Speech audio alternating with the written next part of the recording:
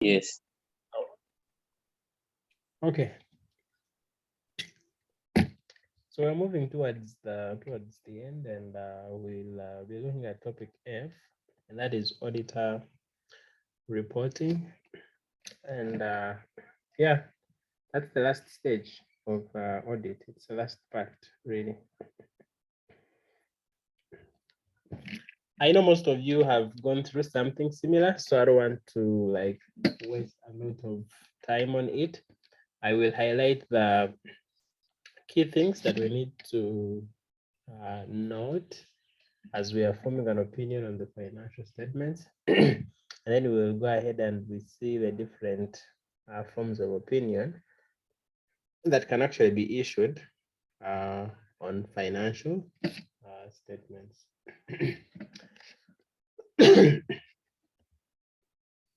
So, one is that before you form an opinion, you have to consider these things. They're very, very important.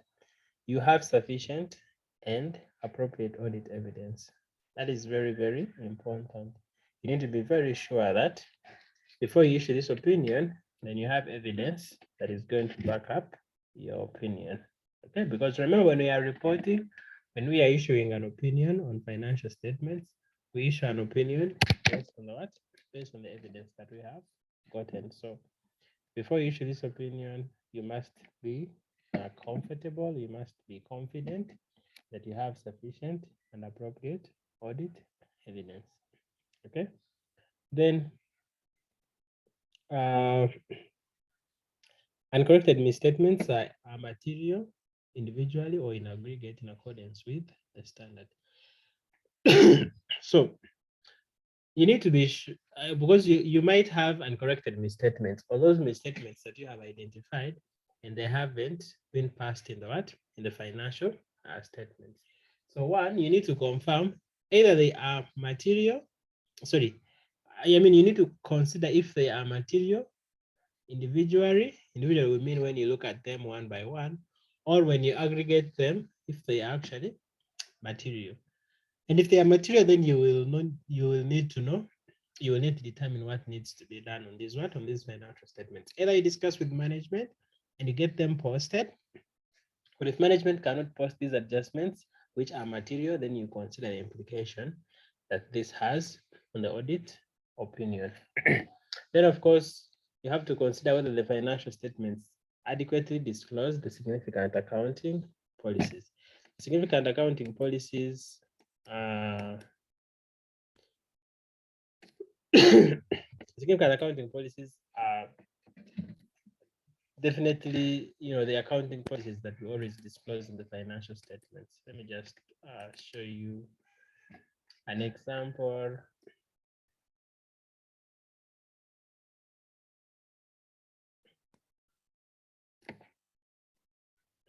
This is an example of accounting policies.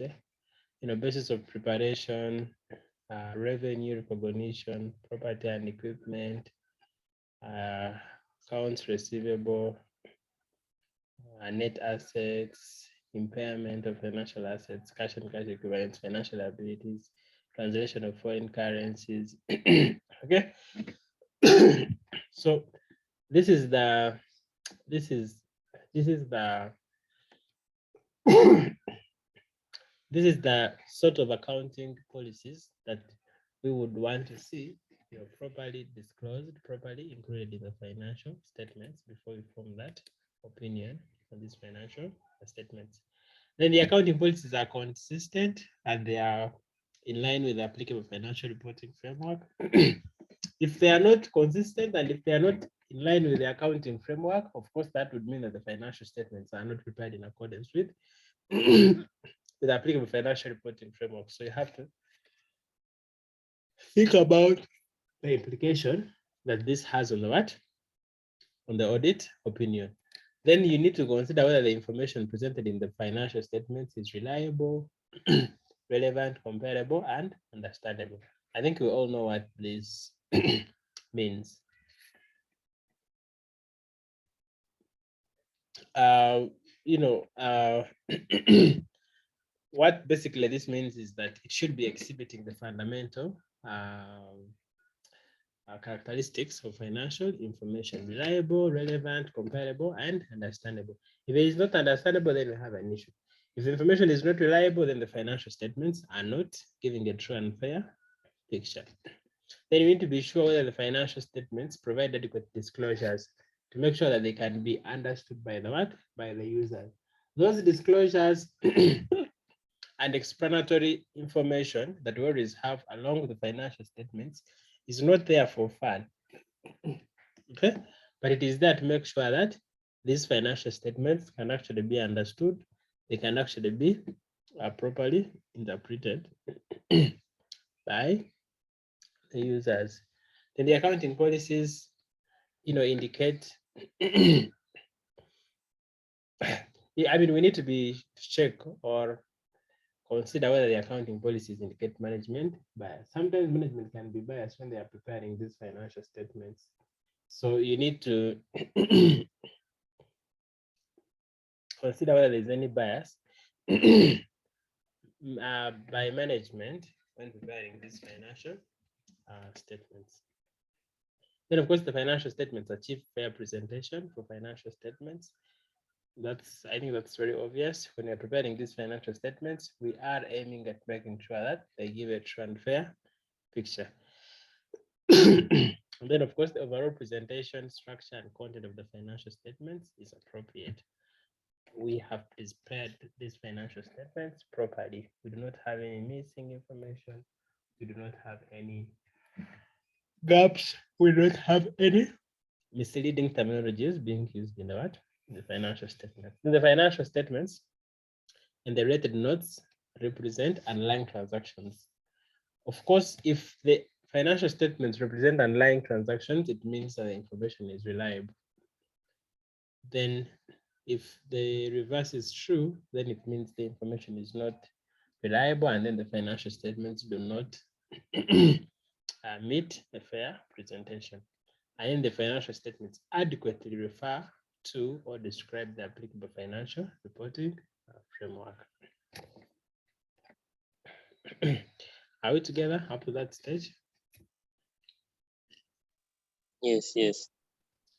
I would like to hear from you guys. You guys, I know some of you do work. Are these things that you always see, or am I talking about rocket science? I just want to make sure. I just want to check if you guys already see these things and how you relate with some of these things that I'm talking about here.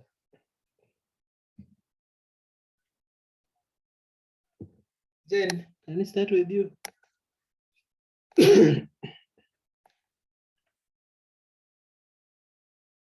Yes, I'm okay. You're okay.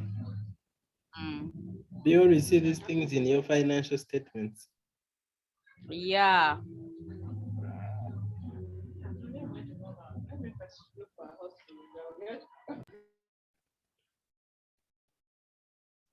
Okay, great. So when we are presenting these opinions, there are different forms.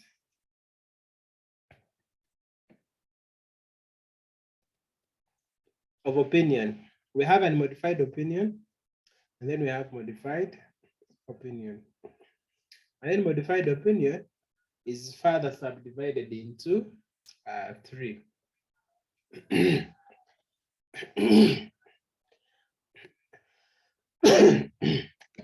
So the first form of opinion that we're going to issue is unmodified. An unmodified opinion, basically, we're going to issue it when we conclude that the financial statements are prepared in all material respects in accordance with the applicable financial reporting framework.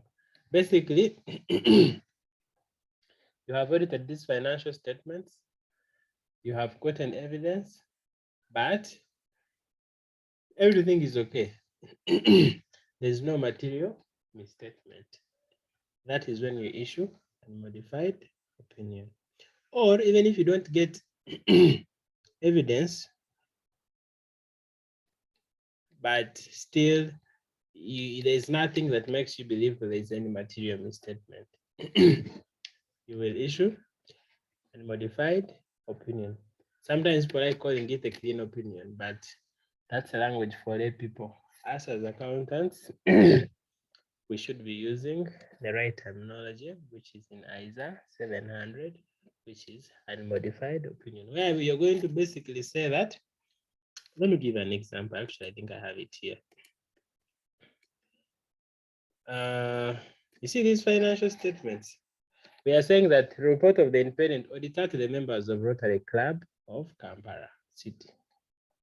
We have audited the accompanying financial statements of Rotary Club of Kampala set out in pages 7 to 15, which comprise the statement of financial position as at 30th of June 2020, statement of profit or loss, and statement of changes in equity and cash flows for the year then ended, and notes, including, in our opinion, the accompanying financial statements give a true and fair view of the financial position of the company as at 30th of June and of its financial performance and cash flows for the year then ended in accordance with the International Financial Reporting Standards for Small and Medium-Sized Entities and the Uganda Companies Act 2012. You're basically cementing the fact that you have audited these financial statements and everything is what? Everything is covered. You have no issues, no material misstatements, no nothing. Everything is just flowing and everything is what? Right. So,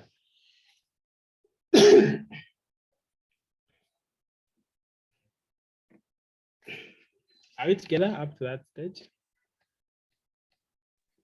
Yes, yes. Okay. Yes. Yeah. What are some of the elements of this report? We have the first part being a title. Title is like the heading. Yeah? I will still use this illustration. You can see this one, report of the independent auditor. This is the title, okay? Then the next part is the addressee. The auditor's report shall be addressed as appropriate based on the circumstances of the engagement. Here you can see our addressee is the members of Rotary Club of Kampala City. Are we together? Are we flowing together? Then after that, you got the auditor's opinion.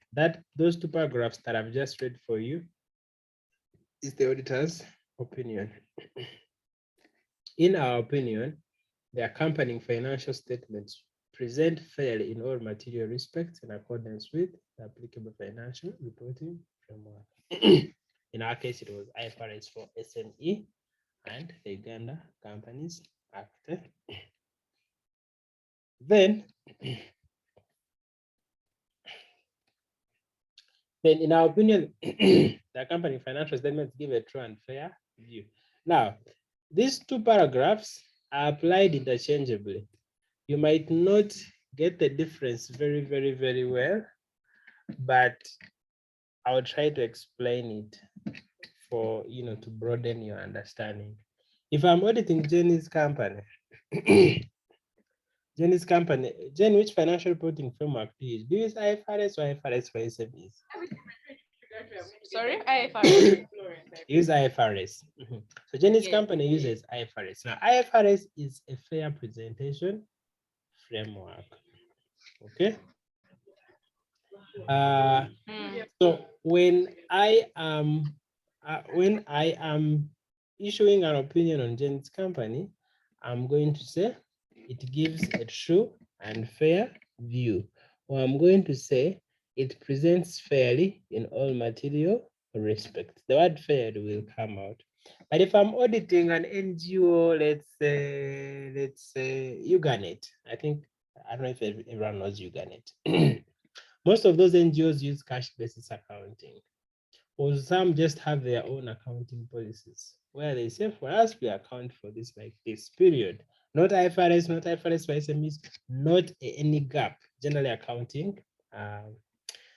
accepted accounting principles, not any gaps.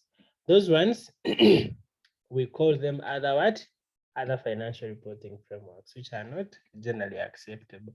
So for those ones, we are going to say, in our opinion, the accompanying financial statements present in all material respects. We don't put the word fairly because it is not a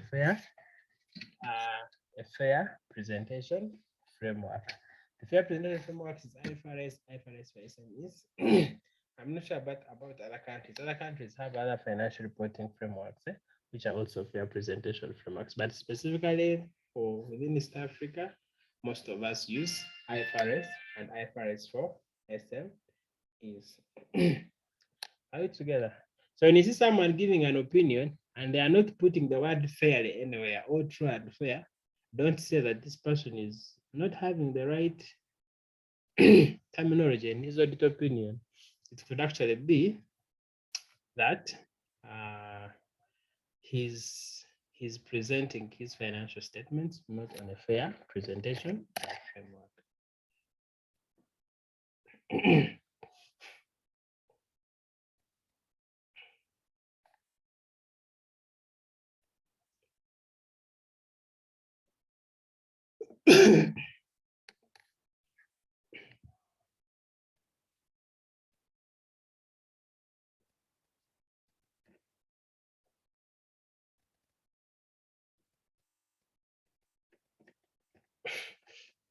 Okay. Of course, one of the things that is being talked about is that when we are presenting these financial statements, we shall identify the entity whose financial statements are being audited. When we say that, this is it. Where we say we have audited the accompanying financial statements of Rotary Club of Kampala.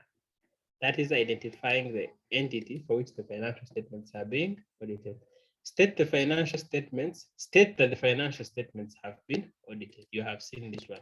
We have audited the financial statements of blah, blah, blah. And then you're going to identify the title of each of the statements comprising the financial statements. You can see this one is right here, which comprise of statement of financial position, profit or loss, statement of changes in equity, and cash flows. Are we together?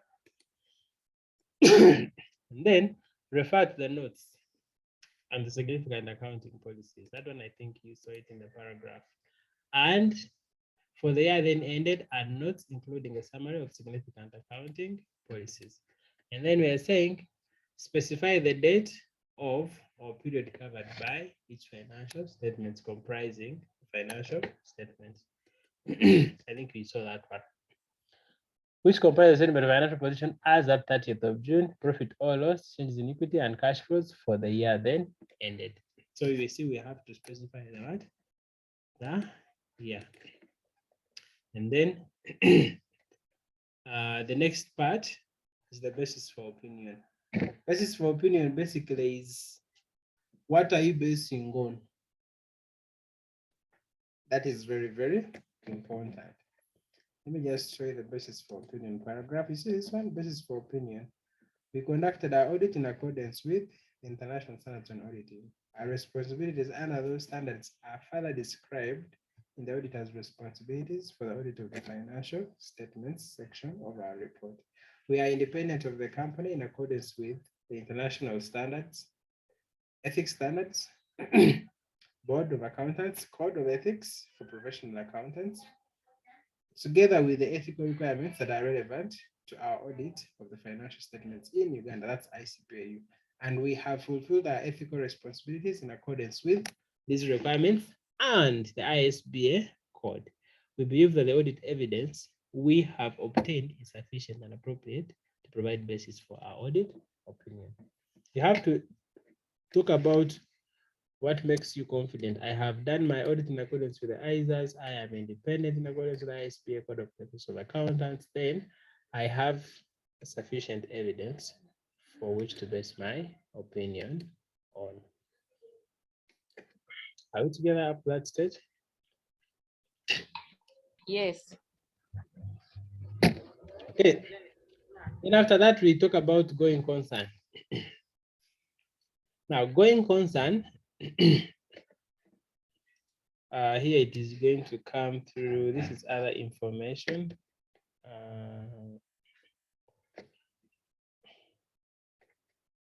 Going concern is going to come up around here under director's responsibilities. In preparing the financial statements, directors are responsible for assessing the company's ability to continue as a going concern, disclosing as applicable matters related to going concern, and using the going concern basis of accounting unless the directors either intend to liquidate the company or cease operation. So that going concern part has to be included. You have to talk about it. Then key audit matters. Audit matters will be there or it won't be there. This was a change that was effective around 2016. I think that was December 2016, whereby entities which are publicly accountable. When we say publicly accountable, I meaning public interest companies. Jane, what do you understand by public interest companies? Sorry? What do you understand by public interest companies? Public interest companies. These are companies where the public like has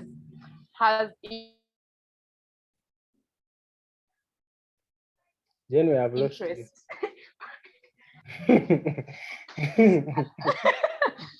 Which has not gotten me. So why am I even laughing? You know why I'm laughing? Because I've asked the public interest and they have told me where the public has interest. Okay, for instance, ministries. Yeah, the public, like they have an obligation to account to the public. Thank you. Any other examples?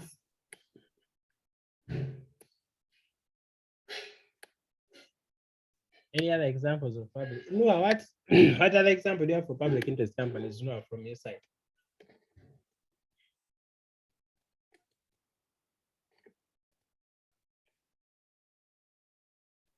You know, Yes. because any, if you tamper with drugs, of course there's a very bad side effect. So the public interest. You said which one? Hospitals. Drug companies, hospitals, maybe hospitals, these national water, national transport corporation, such stuff. Okay. Okay, cool. Public interest. Okay, cool. One. Okay, that's right. But to make it simple and keep it easier, public interest companies. One, the first one is that all government bodies are public interest because they are running my money, they are running your money, they are running the country's money. Okay, so all those are public interest entities. That is one. And then two is listed companies. Listed companies are public interest companies. Right now, MTN is selling shares. You are a potential customer. Jane is a potential customer. Noah is a potential customer. I am a potential customer, meaning that we all have interest in that part, in that organization. And we have companies that hold assets for fiducial under a fiducial agreement. And who are these? We have banks and insurance companies. Banks, they have your deposits, they have my deposits, they have many other people's deposits out there. The money they have is not their money. So that makes them public interest. And we talk about insurance companies, everyone has an interest in an insurance company. Everyone. The moment you step out of your house and you get on that road, you have an interest in every insurance company that is operating in Uganda. Because how does this happen? These guys have insured all these cars, they have insured all these motorcycles, and they have the right to pay what? To pay claims because they have covered them. So if anything happens to anyone who is on the road, they have to compensate them. So those insurance companies, the money that they have, that is money which is for the people. They have basically taken on the risk. They have they have taken on people's money basically to compensate them if anything, if any risk happens to them. So that's why we say they are public interest companies. And then of course, retirement benefit schemes. If you talk about entity like NSSF, when you hear anything happening with NSF, I think you hear how people always do what? Comment on social media everywhere, because that is people's money that you're tampering with. Are we together?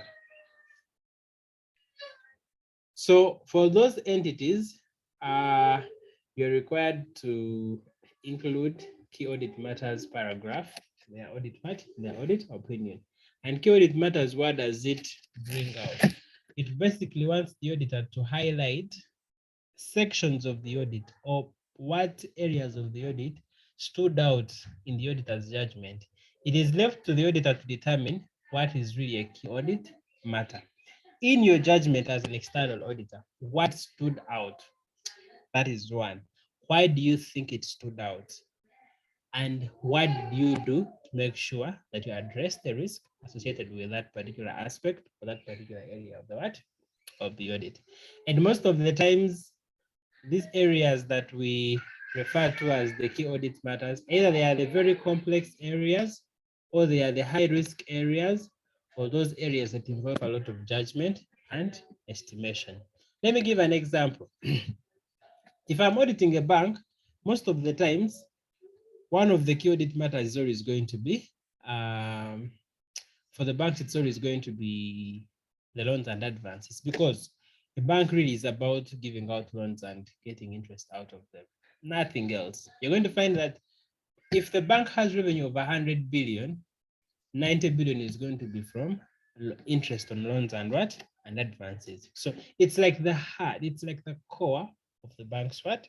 Operation. That is one. So I'm going to have to highlight, why was it key? What did I do to address the risk? And am I very comfortable before I issue that opinion? The reason as to why this particular section was introduced is that, yes, it is one thing to say, in our opinion, the financial statements give a true and fair view. Okay, that is another thing to say, the financial statement give a true and fair view, and then you tell me, what did you do on the critical items in my organization? You would hear, and me, I have seen this happening. You got the board meeting, and then you present them an audit opinion, and then you hear the board member saying, okay, how did you see our provisioning for bad debts? Okay, you hear a board member asking, how did you see our revenue recognition? It's because they really want, they're really like those particular aspects that they feel like, on top of it, telling them everything is true and fair, but they would want to see what exactly you did to address the risk on those particular areas. So,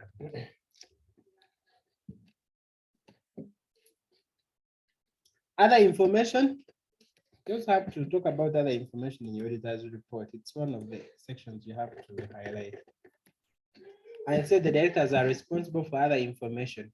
Other information comprises information included in the annual report, but does not include the financial statements and the auditor's report. Our opinion on the financial statements does not cover other information, and we do not express any other, any form of assurance or conclusion thereon. I'm sure you have seen some I've seen some companies publish their financial statements in the papers, and they include charts, they include graphs, they include risk analysis, they include other things which are really not like finance. They talk about corporate governance, they talk about risk management, like they really talk about many things on top of their financial statements. And most companies, of course, always include this in their what? Their annual report. When they are doing like their annual report to package it, they have all those other things that are not part of the financial statements and the other auditors report. So it's very important that the auditor clearly stipulates that whatever is not an auditor's report and financial statements, he's not audited it and he's not pressing any reliance on it. The only thing you're going to mention, about other information, then you can mute your background. The only thing you would mention about other information is that when you are carrying out an audit, you read this other information and just make sure that it's not inconsistent with the financial statements, but you do not actually audit other information. Are we together? Then the other part, of course, you have to talk about is the responsibilities of the responsibilities for the financial statements. We have responsibilities of the auditor, and then have responsibilities of directors for financial statements. There's to prepare, and then do going concern assessment. This is how it's going to be reading. The directors are responsible for the preparation and fair presentation of the financial statements that give a true and fair view in accordance with the International Financial Reporting Standards for small and medium-sized entities and the requirements of the Uganda Companies Act 2012. And for such internal controls, as the directors determine necessary to enable the preparation of the financial statements that are free from material misstatements, so that due to fraud or error. Okay, that is basically what you have. And then auditor's responsibilities, it is too detailed, it's long. I think Jenny will remind me to share with you a sample audit opinion, and then you can just read through on your own and just get yourselves acquainted with how the wording flows. Okay, actually, you didn't even share the recordings all. Okay, I think I don't know, maybe I tried to upload and they didn't finish uploading on time. I'll also send those after this, after today's class then. Okay. So after auditor's responsibilities, we'll look at is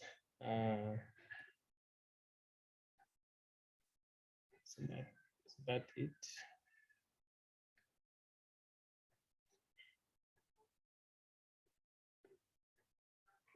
We have other reporting responsibilities. Other reporting responsibilities, normally in our case as Uganda, we have the requirements of the Companies Act, where we say report on other legal requirements. This report, including the opinion, has been prepared only for the company's members as a body in accordance with the Uganda Companies Act and for no other purpose. As regarded by the Uganda Companies Act 2012, we report to you based on our audit that we have obtained all the information and explanations which, to the best of our knowledge and belief, are necessary for purposes of our audit. In our opinion, pro books of accounts have been kept, then the company's balance sheet and profit or loss are in agreement with the books of accounts.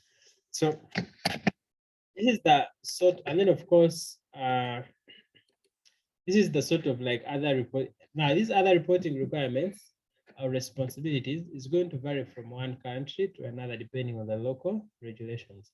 If you go to like Tanzania, they have a disclosure for the head of finance, and the auditor has to talk about it in their report.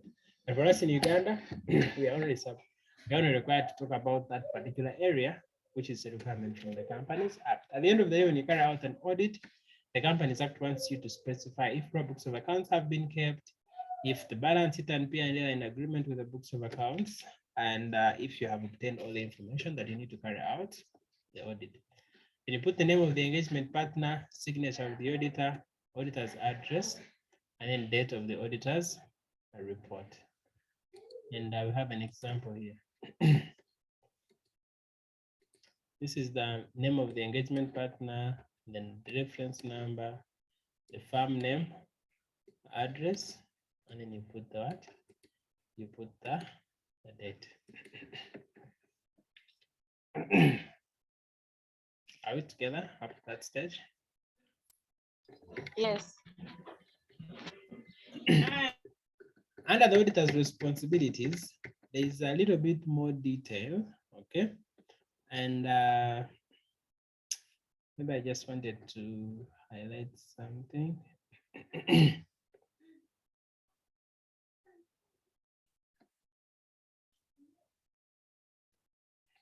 Let me see. There's when you find the auditor's responsibilities are really so much, like you can't put in your opinion, especially for like government. Maybe you find like the auditor's responsibilities are so many and they have been set out like on the website of the Office of the Auditor General. So in that case, it is okay for you to either put an appendix to the auditor's report and say the auditor's responsibilities are specified in appendix this of the auditor's report on page this. Or you can also just refer there and you say they are specified on maybe the Auditor General's website, www.oag.go.ug. It's a very okay to do that, to just reference in case there are too many and they cannot fit within your within your audit opinion. So I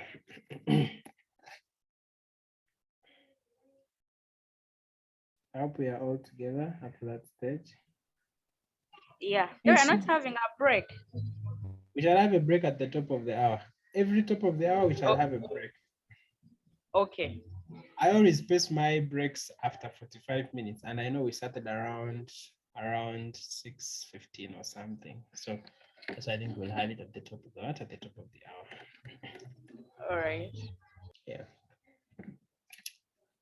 So I have examples here for key audit matters. I will let you guys read through on your own, but it's very important for you to go through them. Let me just take you through one of them. This is goodwill. Honestly, if I'm auditing an entity, I know most of you have done your advanced financial reporting. Because this is IFRS what? Is it IFRS 10 or IFRS 8? Good IFRS 3, I think, accounting for goodwill. Is it IFRS 3, you guys? No, you're the one who has just done financial reporting. What is goodwill accounting? It's in IFRS 3, right? Yes. That's business combinations, and goodwill is going to come in there. We all know that goodwill is not that easy to estimate or test for impairment, okay? Because goodwill is going to arise on business acquisition or combination, okay? So I would expect that if there's anything like goodwill in your books of accounts, definitely it is not going to be that straightforward. Jenny, if you tell me that you have goodwill in your financial statements, for example, today, if I'm coming to audit you, that would be one of the areas I would highlight as high risk, period. And I just come knowing in my mind that it is high risk. So what makes goodwill high risk? Okay, what is goodwill? Don't laugh. Victor, don't laugh. Then let's tell me what is goodwill. Because what's goodwill? Goodwill, like it's goodwill, like. Victor, I know it, but I don't know how to define it. Okay, give us an example of goodwill, patents, copyright. Is that goodwill? No, those are non. Goodwill.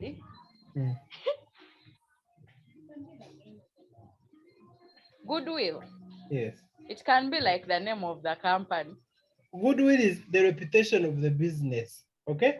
If, for example, you're selling your business today and you value your business, okay, and you say that net assets that we have in the business as ABC Limited is $1 million, okay, but the guy is going to say, my business has been here for long, even though my assets is just $1 million, I'm going to sell it to you at $1.5 million. The 500,000 is goodwill. So the question is, how has that 500,000 been determined? Because someone is going to say, my business has been here, it already has customers, it already has a name, it already has a brand, it already has, it's known in the market, all that. So already where we start from, it is very, very, very, very, very subjective, like very, very highly subjective. I don't know how I can emphasize that, but it is very subjective, okay? Because there is no formula for calculating goodwill. The only thing is that you're going to have to sell your business over and above the net assets of the business actually does what? The net assets of the business has, okay? So where we have started from, you can see it is subjective. And even where we are going to go, the standard IFRS 3 is going to say that if you have goodwill in your financial statements, on an annual basis, you should be checking for impairment of this what? Of this goodwill. And if it is impaired, you account for that fact in your what? In your financial statements. So Jen, I would want you to tell me where you would start from assessing for impairment of your goodwill. How would you do it?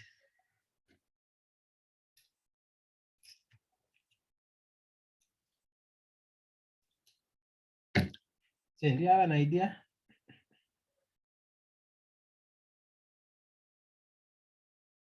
No idea. No idea. Yeah, no idea. Don't laugh. Denga, you're No. laughing at me too much. No, you can tell us. Excuse me, sir. No, you can tell us how you would start assessing for impairment of your goodwill.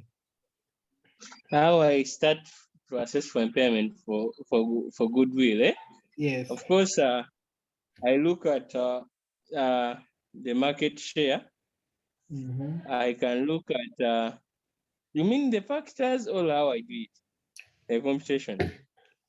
The factors, all that factors, or like what would you think about first? Because we've seen it's very subjective. So, what are some of the things you would consider to say that this is how my goodwill is impaired? I had it at 500,000, but I think now it has reduced. Okay. Now I'll look at the net assets, the assets, eh? Yeah. The asset valuation, the fair value of assets. If the fair value of my assets is depreciating at a high level, then I'll be scared. I will know my goodwill might be reducing. Then I will have to recompute it again. Yeah. Then I also look at the perception, how people are viewing my business. Do they still like it as they used to? Or then I start to impair. I see the production levels. If my machines were producing 1,000 units, now they're producing 900. First, then I start to think of impairment. That's right. And of course, the lines you're thinking around are correct. But what I was trying to like drive at, what I was trying to put across, and for the rest of the team members, is that it's really a very subjective process. And some companies I have seen having goodwill, and the only thing they do is that they will just start, like they will just record it at the start, but they will not make any other adjustment to it. They just know that, okay, the assets net value was 1 million. We sold at 1.5 million, and they recorded 500,000 as goodwill in the financial statements as an asset, period. They will never check it for impairment. They will never depreciate it. And, that's the sort of thing. So what I'm trying to put across is that goodwill is a bit very subjective, and some companies find it like, I don't know whether it's difficult to test for impairment on an annual basis, and that is what makes it prone to being materially misstated. And that's why I would just categorize it as a high risk element when I'm auditing you. Then I hope now we are together. You understand why I would classify it as high risk.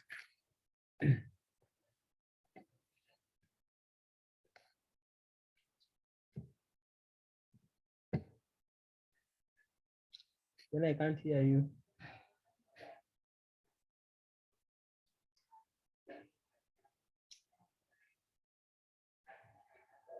The rest of the team, I think we know why goodwill would be a high risk area. Yes. So I think under IFRS, the group is required to annually test the amount of goodwill for impairment. This annual impairment test was significant for our audit because the assessment process is complex and highly judgmental, and is based on assumptions that are affected by expected future market or economic conditions, particularly those in Uganda and Tanzania. As a result, our audit procedures include, among others, using evaluation expert to assist in evaluating the assumptions and methodologies used by the group, in particular, those relating to forecasted revenue, growth, and profit margins for the insurance sector. We also focused on the adequacy of the group's disclosures about the assumptions to which the outcome of the impairment test is most sensitive. That is, those that have the most significant effect on the determination of the recoverable amount of goodwill. The group's disclosures about goodwill are included in Note 3 of the financial statements, which specifically explains that small changes in the key assumptions used could arise to an impairment of the goodwill balance in the future. So when a user of the financial statement sees true and fair, and then they also get to the detailed paragraph stipulating this, they will know that, yes, this auditor is telling us the financials are true and fair, and they have actually done good work on this area, and we are very happy. It's different from if you just say financials are true and fair, and There's nothing more. So that's why for public interest entities, it becomes very important to have this key audit matters included in the what? The financial statement. So there's many other paragraphs you can read that you can read through them and you see, what value they will add to the independent auditors report. Okay, are we together?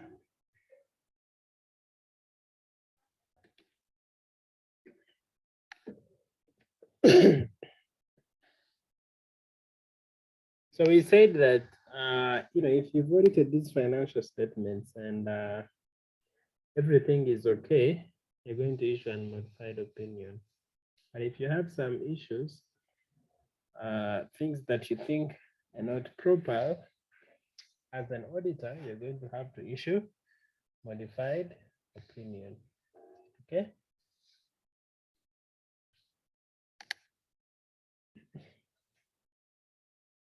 And then there are two things you're going to have to think about, or that your modification is going to depend on. Okay. The first one is going to be the nature of the matter giving rise to the modification. Is it a material misstatement, or have you failed to get sufficient and appropriate audit evidence? Okay.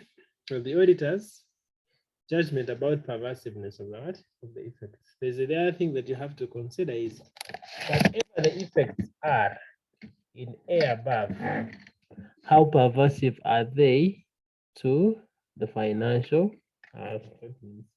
Pervasiveness, of course, something is pervasive if it affects a significant part. Like, to what extent do these misstatements or whatever effects you have identified, how are they affecting the financial statements as what? As a whole. Okay.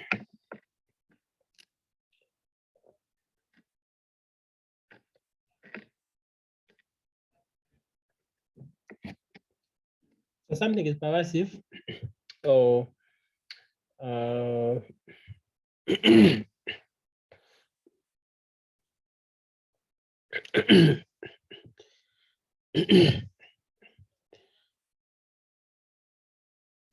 okay. Excuse me. Let me just.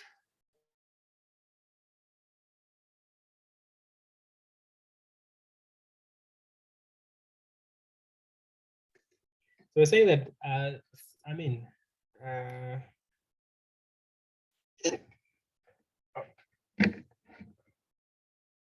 we use the term pervasive with respect to misstatements, and it tries to evaluate or to demonstrate the effects that whatever misstatements you have identified or you're looking at, have on the financial statements.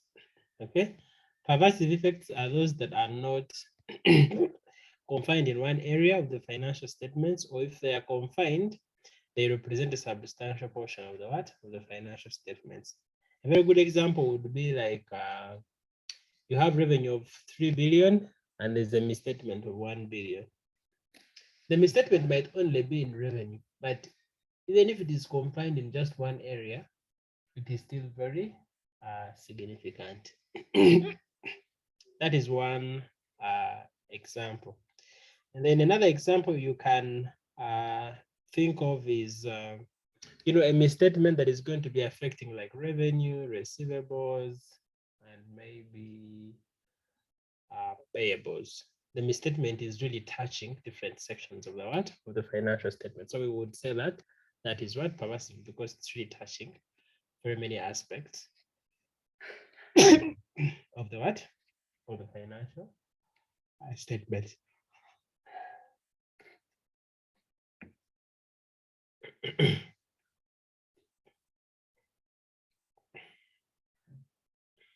So we're saying that the modified opinion is going to be either a qualified opinion, an adverse opinion, or a disclaimer of opinion. And what do these things mean? One of course circumstances under which you will modify the opinion is that you conclude based on the evidence that you have obtained that the financial statements as a whole are not free from material misstatement, or you're not able to obtain sufficient and appropriate audit evidence to conclude that the financial statements are free from material misstatements. So there is two ways. Either you have evidence and you have concluded that the financial statements are materially misstated, or you have failed to get evidence for you to conclude that the financial statements are not materially misstated. I don't know if that speaks to us or if that makes sense. You have evidence or you don't have evidence to conclude that the financials are not materially misstated. Are we together?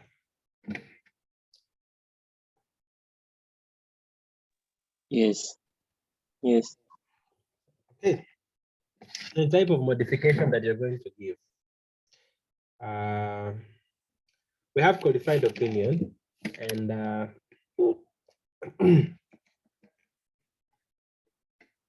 qualified opinion, you're going to issue it if you have sufficient and appropriate audit evidence that concludes that we have material misstatements, but they are not pervasive to the financial statement. Very good. A very good example would be having a misstatement in receivables only. Maybe have a misstatement of 200 million. It is material, but it is only affecting receivables. Okay, so what you're going to have to do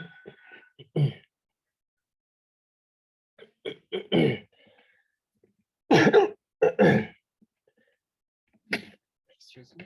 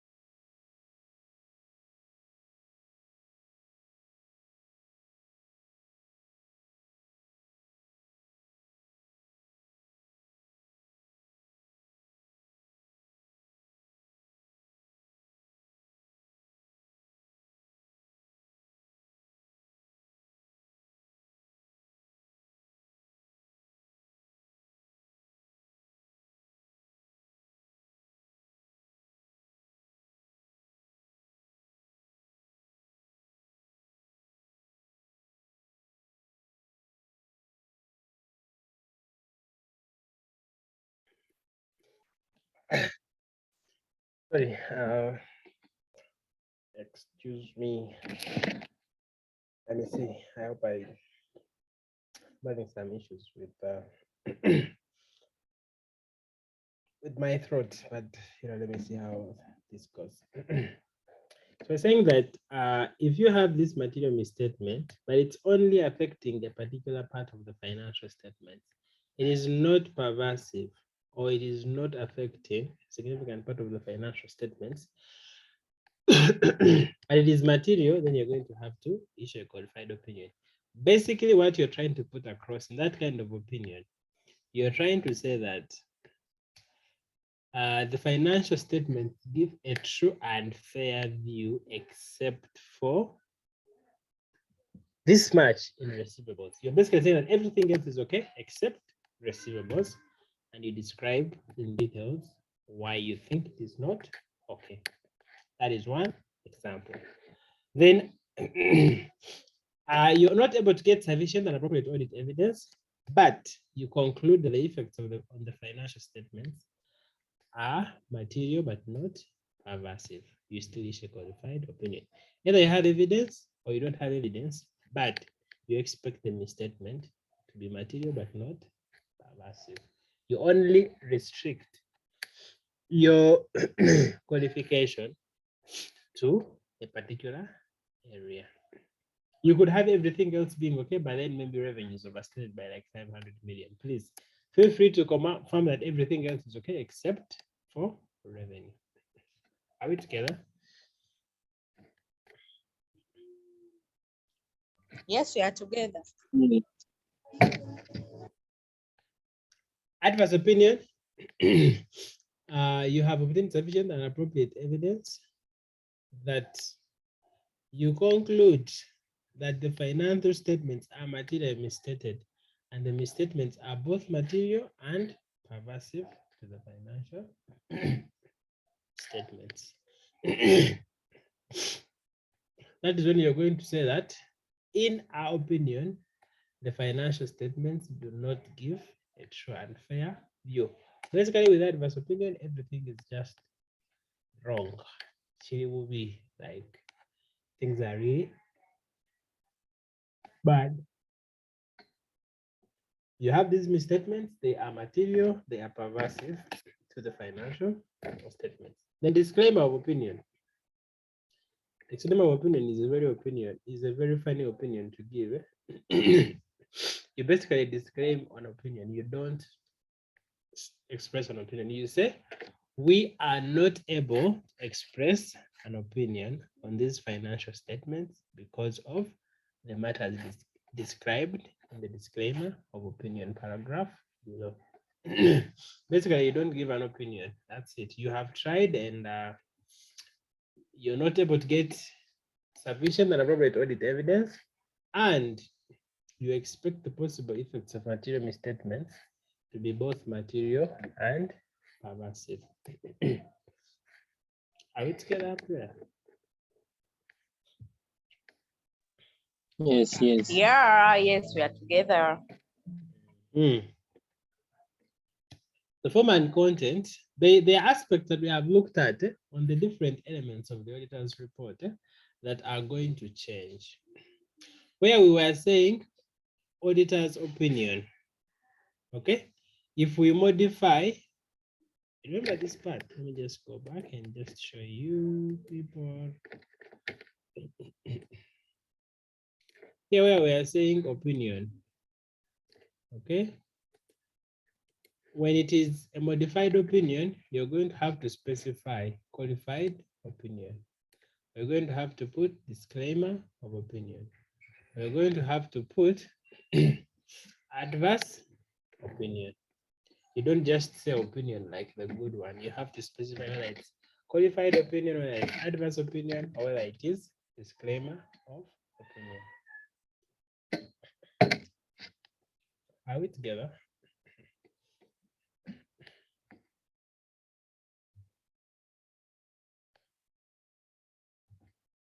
Yes, we're together. And then and when you're giving an adverse opinion, you're going to still have to say adverse opinion. There's some explanatory information here, but yeah, you will best relate to it once we read at some of the examples. Then disclaimer of opinion, if you're not able to get sufficient appropriate audit evidence, you're going to have to issue a disclaimer of opinion. Then when you modify the opinion, of course, even in the basis for opinion paragraph is going to do what? It's going to come through. Here it is not there. Okay. We only have basis for opinion, but now we are going to have basis for modified or basis for disclaimer of opinion, or basis for adverse opinion, or basis for qualified opinion. Okay. So you're going to have to put additional paragraphs here before you talk about how you've conducted the audit. You can see we're saying that when the auditor modifies the opinion on the financial statements, the auditor, in addition with the specific elements proposed by ISA 700, you will amend the heading to be basis for opinion, from basis for opinion to basis for qualified opinion, basis for adverse opinion, or basis for disclaimer of opinion. Then in that section, you're going to give a paragraph describing the matter that has led to the arise of the what? Of the modification. You basically have to explain why you're qualifying, why you're giving an adverse opinion, why you're giving a disclaimer of opinion on these financial statements. Are we together? Is this summary table? It's basically what we've been looking at. If the effects are financial statements are materially misstated, but not pervasive, we give a qualified opinion. If they are materially misstated and pervasive, you give adverse opinion. If you're not able to get evidence, but the effects are not material, so they are material but not pervasive, you give qualified opinion. And if you're not able to get evidence, but you expect the effects of these to be material and pervasive, you're going to issue disclaimer of opinion. Are we together?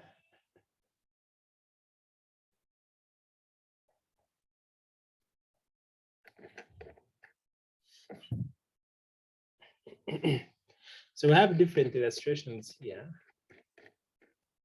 And we shall run through them very quickly. The first illustration, we are giving a qualified opinion due to a material misstatement on the financial statements. When we're issuing a qualified opinion, it basically means that the effects are not pervasive, but they are material. Okay. So this is how the independent of the auditors report, the shareholders of ABC company, okay, report on the audit of the financial statements. One, the heading changes from opinion to qualified opinion.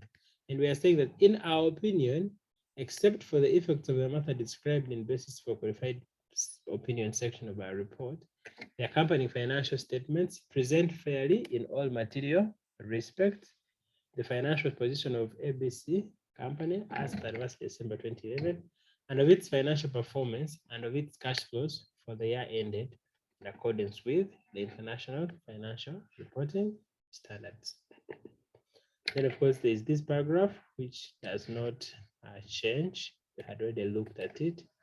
This one here, it says we have audited the accompanying financial statement, and and then we have this basis for qualified opinion. Why are you qualifying these financial statements? And we are saying that the company's inventories are carried in the statement of financial position at maybe 1 billion. Management has not stated the inventories at lower of cost and net realizable value, but has stated them solely at cost, which constitutes departure from the IFRS. The company's records indicate that had management stated the inventories at lower of cost and realizable value, the amount of this would have been acquired, would have been required to write the inventories down to realizable value.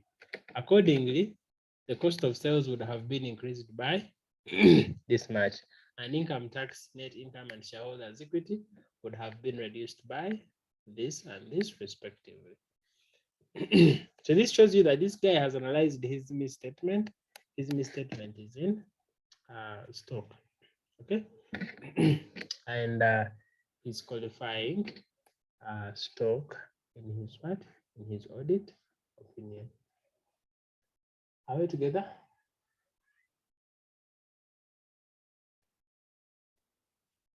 Are we together, team?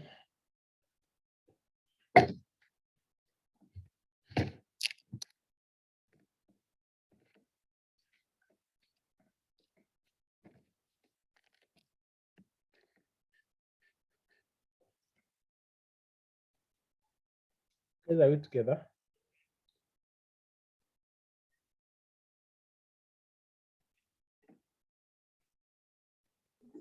Yes.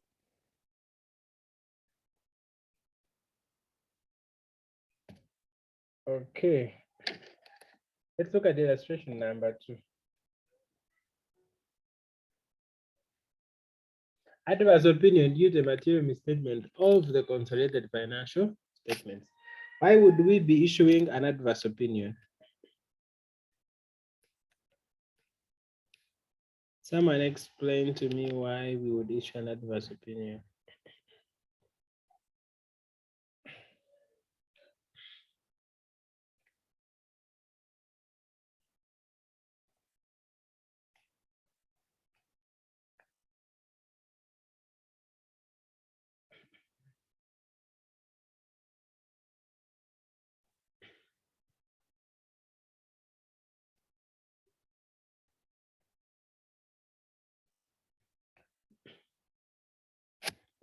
So an adverse opinion, we are going to issue it because We have evidence and the financial statements are materially misstated, and the effects of these misstatements are passive to the financial statements.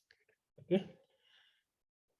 So we are saying that independent auditors report the audit to the shareholders of ABC company, report on the audit of the consolidated financial statements. In our opinion, because of the significance of the matters discussed in basis for adverse opinion section of our report, the accompanying financial statements do not present fairly or do not give a true and fair view of the consolidated statement of financial position as at of ABC and its subsidiaries as of 31st December 2011, and of their consolidated performance and cash flows for the year then ended in accordance with the International Financial Reporting standards. Are we together? That is the adverse opinion. Then, of course, we have audited the financial statement and we talk about basis for adverse opinion. As explained in Note X, the group has not consolidated subsidiary XYZ company it acquired during 2011 because it has not yet been able to determine the fair value of certain assets, certain of the subsidiary material assets and liabilities at the acquisition date. This investment is therefore accounted for on a cost basis. Under the IFRS, the company should have consolidated this subsidiary and accounted for the acquisition based on the provisional amounts. Had XYZ company been consolidated, many elements in the consolidated financial statements would have been materially affected. The effects on the consolidated financial statements of the failure to consolidate have not been determined. So you can see that having not consolidated a whole subsidiary is such a significant thing, and it will definitely affect the financial statements from all angles. And that is why we have chosen to issue an adverse opinion, and that is how it is, worded and incorporated. Are we together?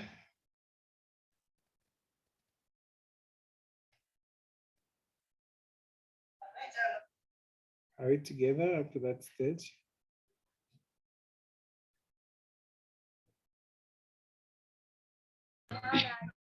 Yeah.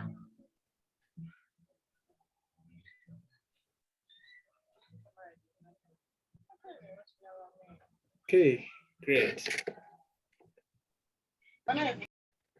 In section number 3, we have qualified opinion, and due to inability to obtain sufficient and appropriate audit evidence regarding a foreign associate. This is not going to change. We have already looked at the qualified opinion. The details of why we are qualifying might be different, but it's still going to be a qualified opinion. Number 4 is disclaimer of opinion. Due to auditor's inability to obtain sufficient, appropriate evidence about a single element of the consolidated financial statements. So here, we are disclaiming. Basically, we are saying that we are not able to express an opinion on these financial statements because of the factors that we are going to include in the what? In these details. So we have audited, it's a complete scope audit. The terms of the engagement are according to ISA 210, and here's how it's going to look like. Disclaimer of opinion, just like we have been saying, basis for qualified opinion. Sorry, we have been saying qualified opinion or opinion. Here we are going to say disclaimer of opinion. We do not express an opinion on the company consolidated financial statements of ABC company and its subsidiaries because of the significance of the matter described in the basis for disclaimer of opinion section of our report. We have not been able to obtain sufficient appropriate audit evidence to provide a basis for an opinion in these consolidated financial statements. And when you write again, if you have disclaimed, you cannot say we have audited. Are we together? I hope you guys take note of that. You're going to have to write and say, we were engaged to audit the consolidated financial statements. You cannot say we have audited because you have not audited because you are limited in scope. Are we together? And you're going to have to put basis for disclaimer of opinion. The group's investment in its joint venture XYZ company is carried at XX on the group's financial statement, which represents 90% of the group's net assets as of 31st December 2011.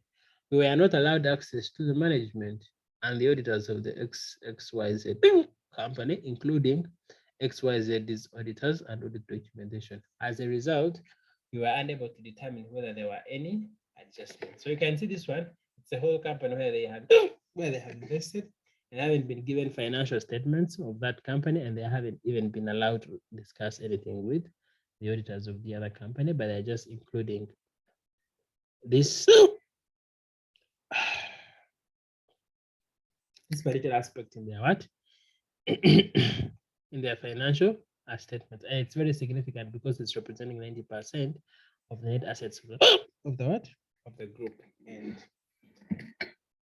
because of that, you really can't express an opinion because you're missing significant information. You're missing a lot of information regarding a significant aspect or area of the financial statements. So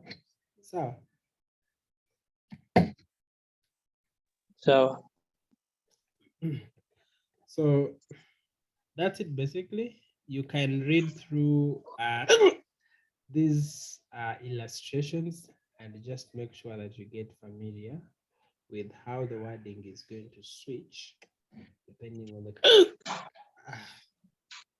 kind of opinion you're going to be issuing on these financial statements.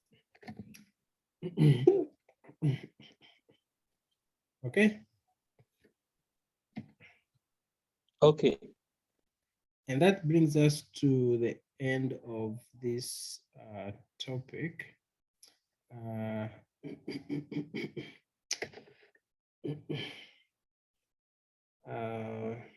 Our next topic after this is supposed to be